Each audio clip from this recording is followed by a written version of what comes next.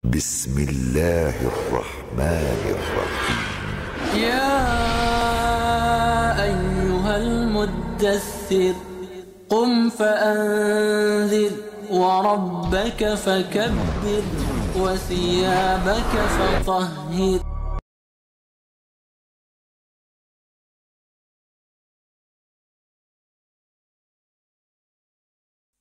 Assalamualaikum warahmatullahi wabarakatuh.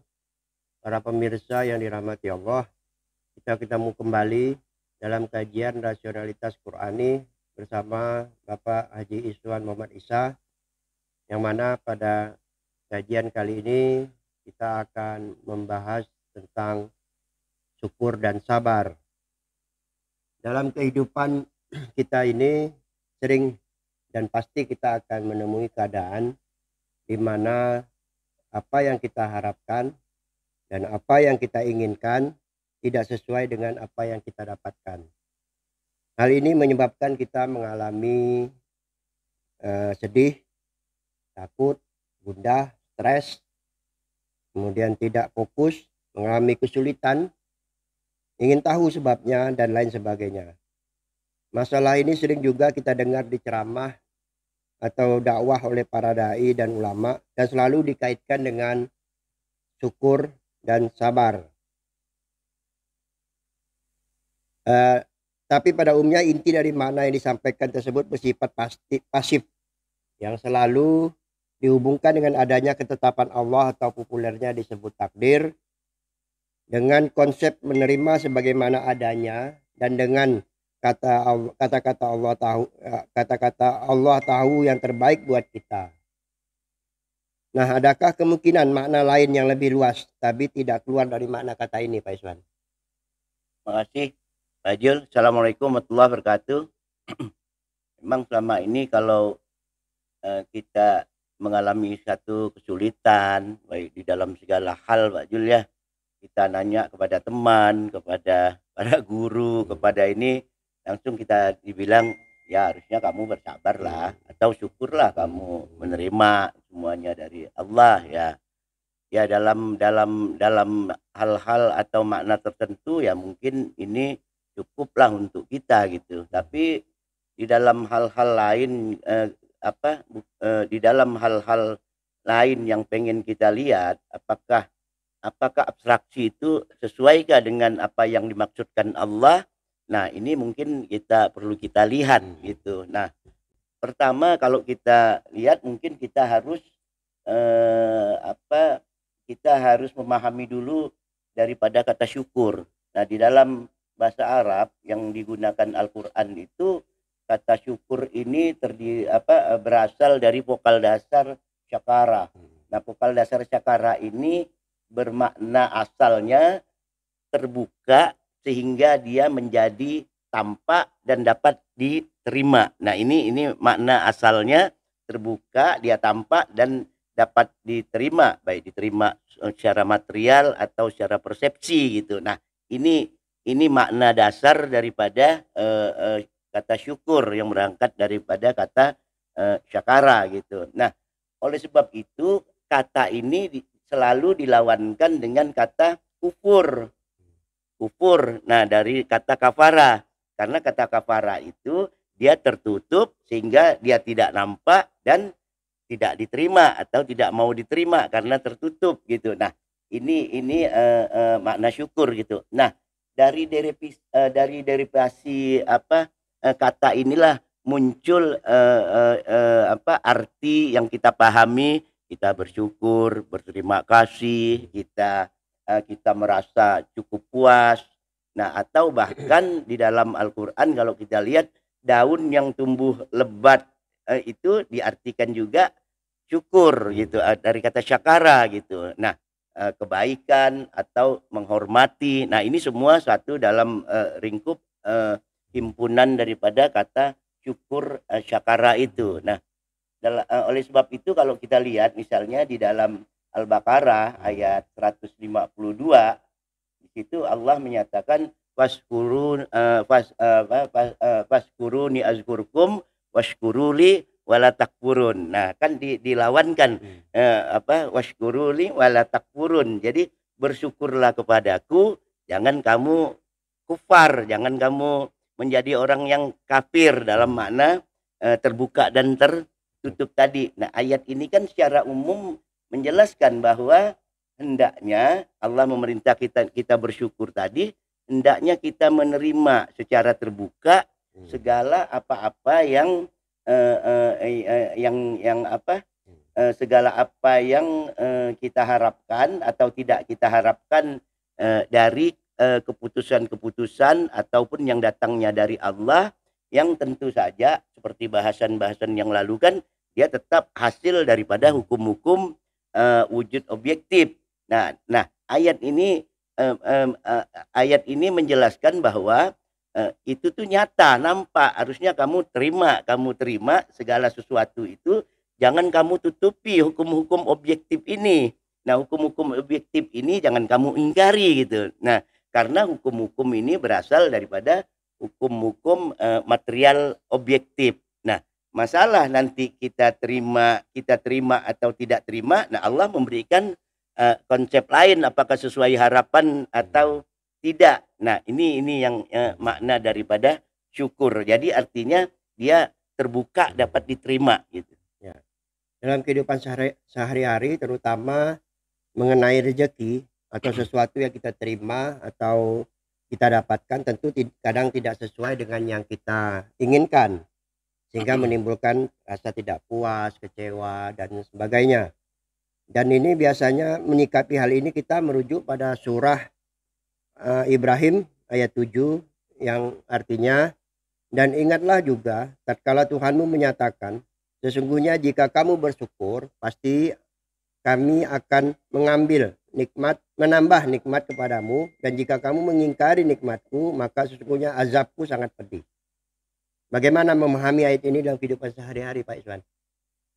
Nah, kalau kita lihat ayat yang tadi, ini itu ayat populer tuh ya, yang sering disebutkan la in syakartum la azidannakum wa la in kafartum inna azabun lasyadid. Tapi kalau kita kembali tadi apa yang tadi Pak Jul katakan, bahwa kita ini kan sebenarnya dalam hidup kan terkadang apa yang kita harapkan tidak sesuai dengan fakta-fakta yang kita dapatkan.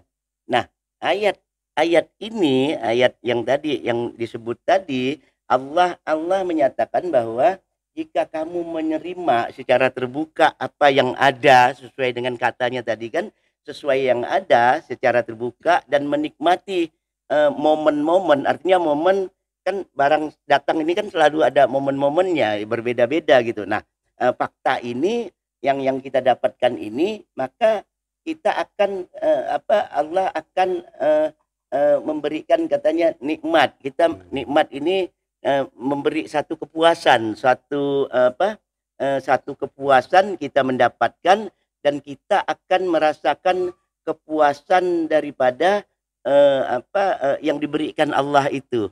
Nah, contohnya misalnya sehari-hari saja, misalnya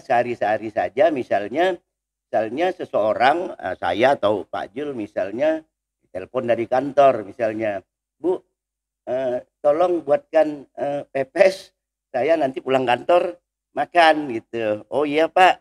Nah, ketika kita pulang kantor misalnya, dibuka tudung saji, taunya yang kita lihat bukan pepes, adanya ikan asin gitu.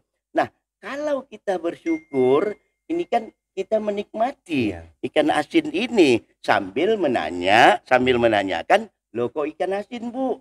Oh itulah Pak, kan begini, barang mahal, begini ini kan. Nah, nantilah kalau kita ini nanti kalau kita pengen kita buat lagi gitu. Nah, ini kan menjadi nikmat. Kenapa?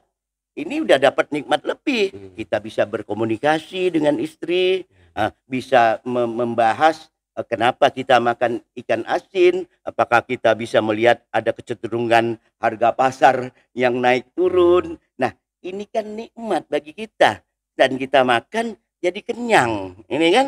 Nah, ini namanya bersyukur. Nah, tapi kalau kita buka tadi tudung saji kita buka, kita lihat ikan asin. Nah, ikan asin, Lu kita ndak menerima lah. Saya kan pengennya tadi pulang kantor, saya mengharapkan pepes, itu kan. Langsung kita banting, kita marah sama istri kita ndak mau makan. Nah, ini kan azab nih namanya. Udah perut kita lapar, komunikasi kita tidak terbangun. Nah, ini kita menjadi marah. Nah, ini kan siksa sebenarnya, azab yang kita rasakan nih. Kenapa? Lah barang udah jelas kok waktu makan kita ndak mau karena tidak sesuai dengan nah ini azabnya makin bertambah. Tadinya kita bisa baik seperti yang tadi dicontohkan, kalau kita bersyukur makan tadi kita bisa berkomunikasi, bisa bersenda gurau, bisa ini.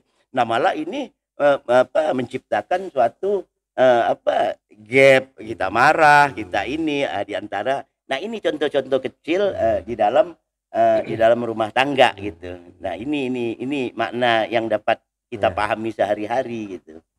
Biasanya kan kata syukur ini selalu dihubungkan dengan kata sabar.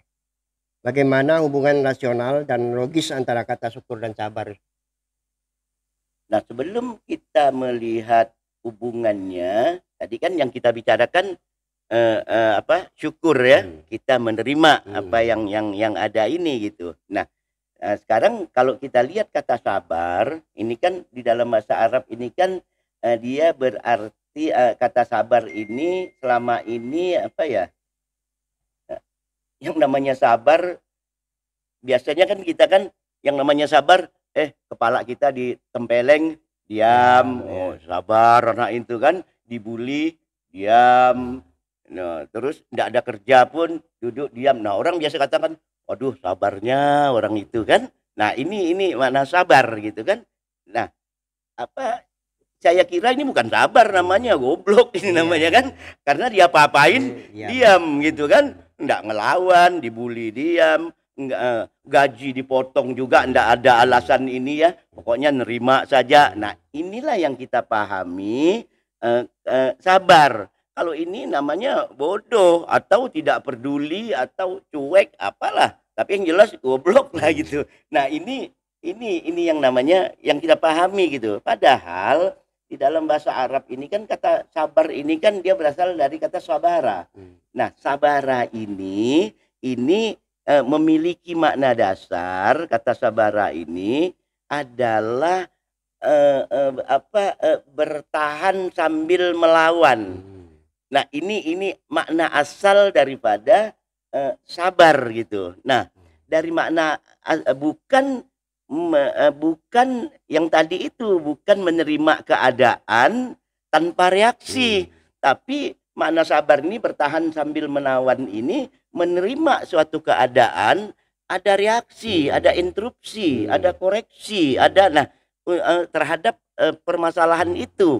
Nah, ini dalam makna artinya dalam makna sabar, di dalam makna sabar gitu. Nah, kalau kita lihat dengan makna sabar ini, berarti ketika kita menghadapi suatu masalah, artinya bagaimana kita bertahan terhadap masalah itu sambil memikirkan, sambil mencari jalan supaya kita terhindar dari masalah itu gitu. Kalau masalah itu tak sesuai kita inginkan, bagaimana kita membuat sesuatu supaya masalah itu tidak ada pada kita atau tidak tersampai. Misalnya, tiap hari kita dibully karena badannya besar. Kalau sekolah misalnya itu kan, ada anak-anak badan besar, anak kecil dibully, dipukul kepalanya, apanya segala. Ya harusnya ya anak kecil itu ya belajar silat gitu.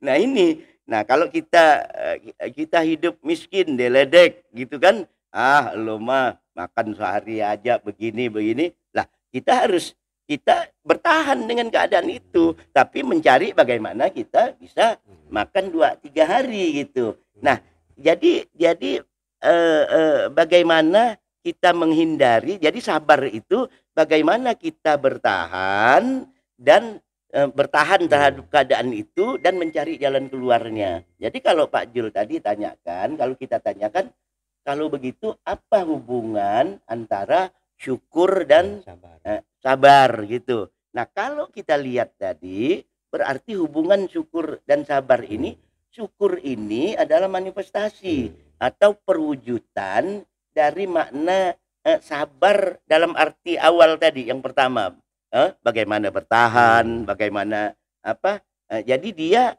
adalah sebagian atau bagian awal dari makna sabar secara keseluruhan tadi.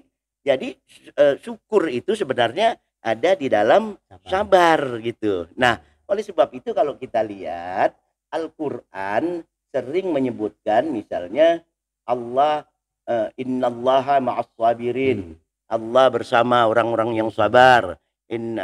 Innallaha yuhibbus sabirin. Allah mencintai orang-orang yang sabar. Tapi kita tidak pernah menemukan ayat di dalam Al-Quran Allah bersama orang-orang yang bersyukur. Tidak ada, karena syukur itu sendiri bagian daripada sabar di dalam itu. Dengan sabar inilah kita bersyukur di dalam sebenarnya di abstraksi kita sudah kita paham gitu kan dengan sabar bersyukur tadi itu. Nah, kita tidak pernah menemukan ayat-ayat Allah, setahu saya lah ya, setahu saya sampai hari ini kita belum pernah menemukan ayat-ayat yang menyatakan bahwa Allah itu mencintai orang-orang yang bersyukur. Allah sesungguhnya mencintai orang-orang yang sabar. Nah, orang-orang yang Allah mencintai orang yang bersyukur. Allah bersama-sama orang yang bersyukur. Tidak ada. Yang ada itu innallaha ma'as sabirin, yuhibbus sabirin. Nah, semua dalam arti makna menggunakan kata sabar gitu.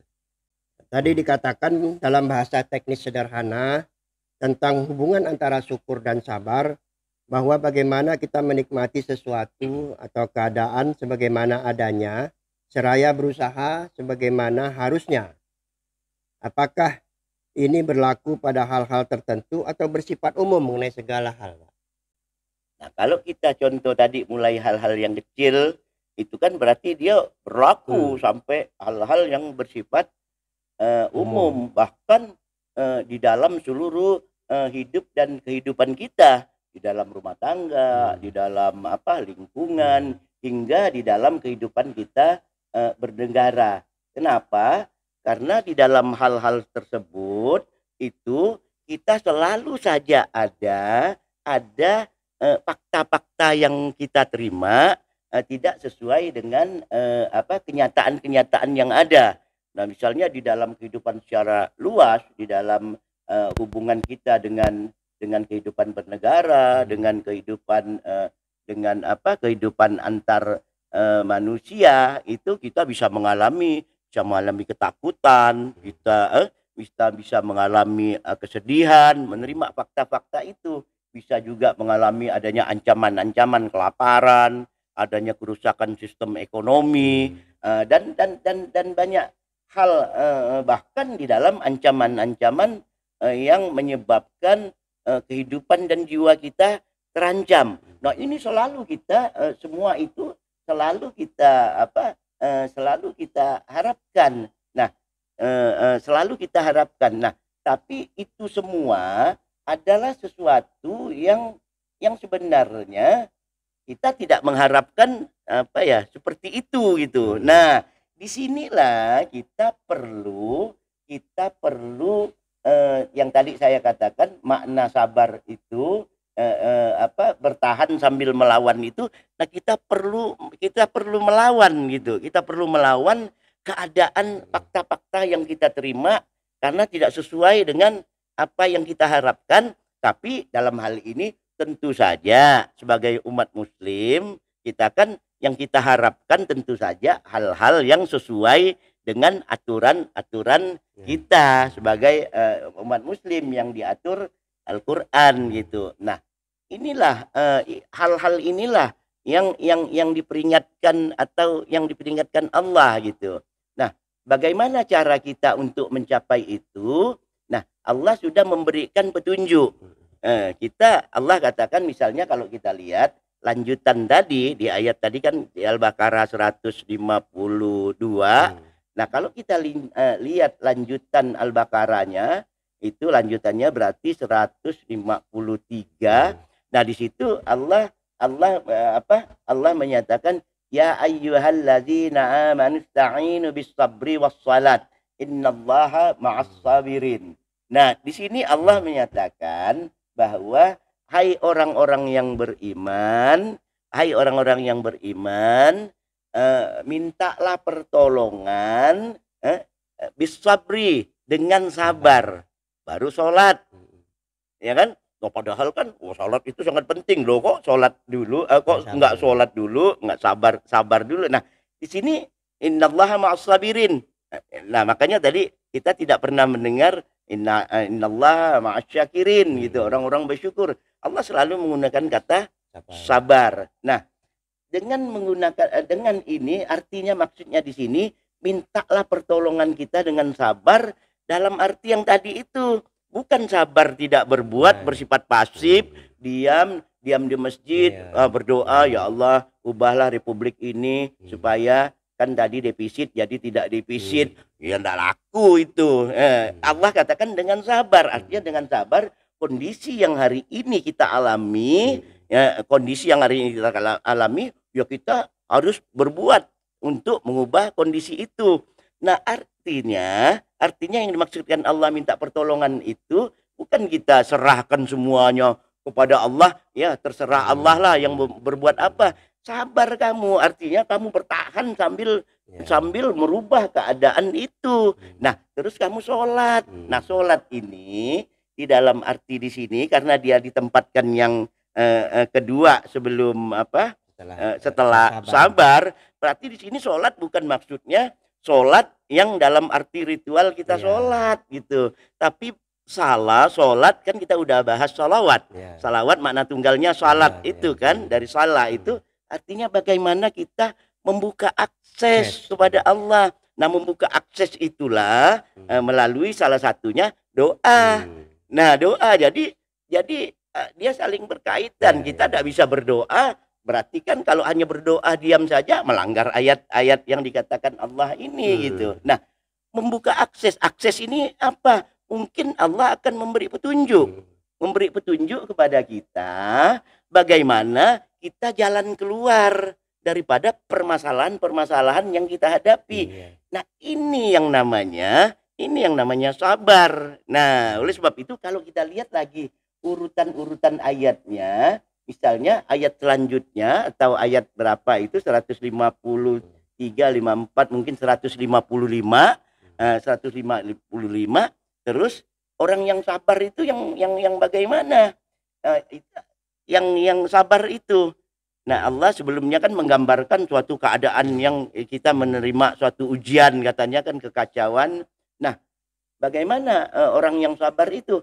Orang yang sabar itu allazina iza asabathum musibah qalu inna lillahi wa inna ilaihi rajiun. Jadi ketika kita membuat sesuatu yang tak sesuai, kan musibah kan berarti tak sesuai dengan yang kita harapkan tadi. Nah, orang yang selalu qalu inna lillahi wa inna ilaihi rajiun. Kita sudah membahas Paul. Paul itu kan hukum-hukum objektif di tema berapa itu saya lupa. Nah, jadi di sini kita katakan semuanya berasal dari Allah, kita terima. Itu namanya syukur. Dan wa ilaihi rajiun, kita kembalikan kepada Allah. Artinya bukan kita kembalikan kepada Allah, ya Allah aku miskin tolong kayakan aku, ya Allah aku tidak punya mobil tolong belikan mobil. Dikembalikan kepada Allah. Ini maksudnya pada hukum-hukum objektif. Nah, oleh sebab itulah awalnya tadi ayat itu dikatakan ya ayyuhallazina amanu ista'inu bis sabri was salat. Bagaimana kita melakukan sesuatu dengan membuka akses. Nah, kalau kita sudah begitu, kita kembalikan kepada Allah, makanya dilanjutkan ayatnya kemudian itu kan ulaika alaihim salawatum mir rabbihim. Ya kan? Nah, mereka itulah yang mendapat akses, mendapat salawatum dari Tuhan mereka. Karena apa tadi? Karena dia membuka akses, disuruh salah tadi, suruh salah. Nah, dengan membuka akses inilah mungkin kita mendapat pencerahan, enlightenment, mendapat petunjuk, mendapat cara-cara bagaimana mengatasi hidup dan kehidupan ini sesuai dengan apa yang kita harapkan, karena yang kita dapat tidak sesuai dengan yang kita harapkan. Nah, petunjuk ini yang akan datang menyelesaikannya gitu. Nah, oleh sebab itu ayat itu ditutup wa ulaika humul muhtadun. Nah, mereka itulah yang mendapat petunjuk. Nah, jadi disinilah kalau kita lihat maksud inna lillahi wa inna ilaihi rajiun itu bukanlah penyerahan total tanpa tindakan, tapi sebenarnya tindakan total sesuai dengan apa yang dituntun oleh Al-Quran. Nah, ini makna daripada inna lillahi wa inna ilaihi rajiun. Bukan semuanya bulat-bulat tanpa tindakan apa-apa kita kembalikan secara total kepada Allah, tapi justru tindakan total lah yang kita lakukan, kembalikan sesuai dengan apa yang tuntunan-tuntunan apa yang disampaikan oleh Allah Subhanahu wa taala. Nah, jadi inilah makna antara apa makna syukur, sabar, dan bagaimana hubungan di antara kedua makna itu. Apa yang dapat kita simpulkan dari kajian kita kali ini, Pak Iswan? Nah, kalau kita lihat apa yang kita lihat ini di tema tema berapa ya nih? 89. Nah, tema 89 ini bagaimana hubungan syukur dan sabar ini ada kata-kata kunci bagaimana kita menjalani hidup dan kehidupan. Jadi yang pertama kita sudah tahu bahwa syukur adalah bagian daripada daripada tindakan sabar, yaitu sabar bagaimana sikap kita menerima keadaan atau momen-momen yang terjadi pada diri kita atau fakta-fakta yang terjadi pada diri kita dalam waktu tertentu dan tempat tertentu itu tidak sesuai dengan apa yang kita